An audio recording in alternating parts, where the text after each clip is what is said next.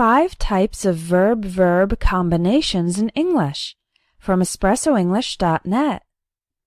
Many students get confused when there are 2 consecutive verbs in a sentence. What form does the second verb take? This lesson will show you 5 types of verb-verb combinations with example sentences. The first structure is verbs plus the ing form. For example, I avoid eating after 10 p.m. She considered studying Spanish but chose to study French instead. I don't mind giving you a ride to the airport. You can see in all of these cases that the second verb takes the ing form. It doesn't matter what form the first verb is in. The second verb always has ing. Here are some more examples. We look forward to hearing from you. After look forward to, we always use the ing form. He regrets losing his temper at the meeting. I recommend visiting Central Park.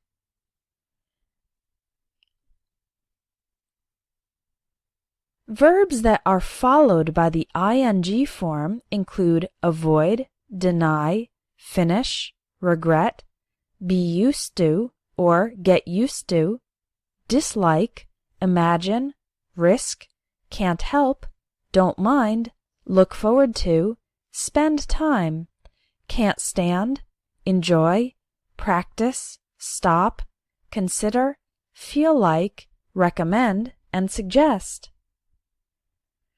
Now let's look at verbs that are followed by the infinitive, by to plus the verb.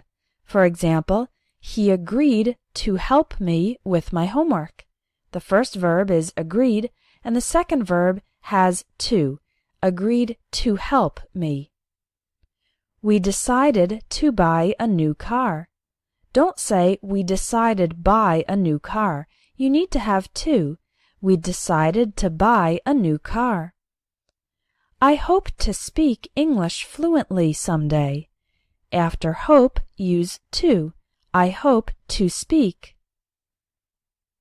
You need to do more exercise. They promised to call me back. Bob refused to cooperate with the police. All of these verbs are followed by to when we have another verb after it. Other verbs that take this structure include agree, attempt, claim, decide, deserve, expect, fail, hesitate, hope, learn, manage, need, offer, plan, prepare, pretend, promise, refuse, seem, tend, threaten, try, want, and would like. Some people ask me how you know whether a verb is followed by the ing form or the infinitive, the to form. The answer is that there's really no way to know just by looking at the verb. Unfortunately, you just need to remember each one on an individual basis. The next structure is verbs that are followed by an object and then the to form. For example, I don't allow my kids to watch violent movies. We have the verb allow, and then we have the direct object, my kids, and then we have the to form of the next verb. I don't allow my kids to watch violent movies. Here's another one. The defect caused the machinery to malfunction. The verb is caused, the object is the machinery, and then the next verb takes the to form, to malfunction. This is also the case with the verb convince. My friend convinced me to get a tattoo. He reminded her to take out the trash in the morning. The boss requires all employees to arrive on time. Jennifer told us to bring a jacket. All of these are examples of verbs that are followed by an object, and then the next verb has to. Verbs like this include advise, allow, authorize, cause, challenge, convince, encourage, force, get, hire, inform, instruct, permit, persuade, remind, require, teach, tell, urge, and warn.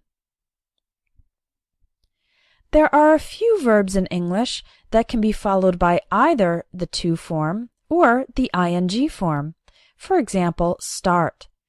You can say, the little girl started crying, or the little girl started to cry. These are the same. There's no difference in meaning, and both are correct. Another example is like. For example, you can say, I like reading, or I like to read. They are the same, and both are correct. Remember that like can be followed by either reading or to read, but would like can only be followed by to read. So, I like reading, but I would like to read. Verbs that can be followed by both forms include begin, continue, hate, like, love, prefer, remember, start, and try. With hate and remember, there are some slight differences. Use remember plus the to form to remind someone to do something, and use remember plus ing to describe a memory. For example, remember to go to the bank after work. That's a reminder. I'm reminding you or telling you to do that. I remember going to the beach every summer as a child. When I say remember going, I'm describing a memory. With the verb hate, there is also a slight difference. Use hate plus the ing form to describe things you hate in general. And use hate plus the to form to express regret for something you are going to do. Here are some examples. I hate waiting in line. That's something you dislike in general. I hate waiting in line. We use the ing form for things we hate in general. I hate to ask you for money yet again, but could you lend me $10?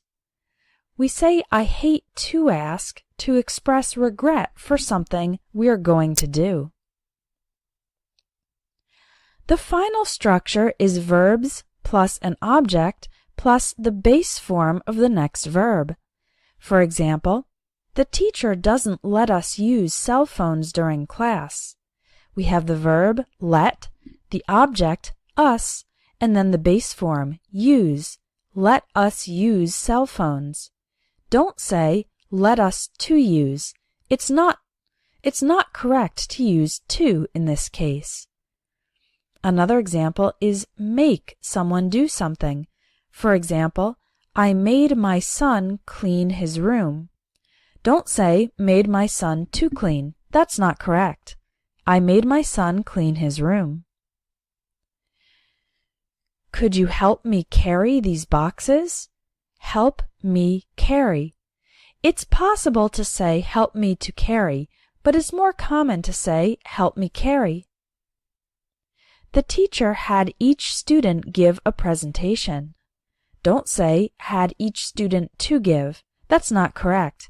The teacher had each student give a presentation. So these four verbs are let, make, help, and have, where they can have the verb plus the object plus the base form of the next verb. If you want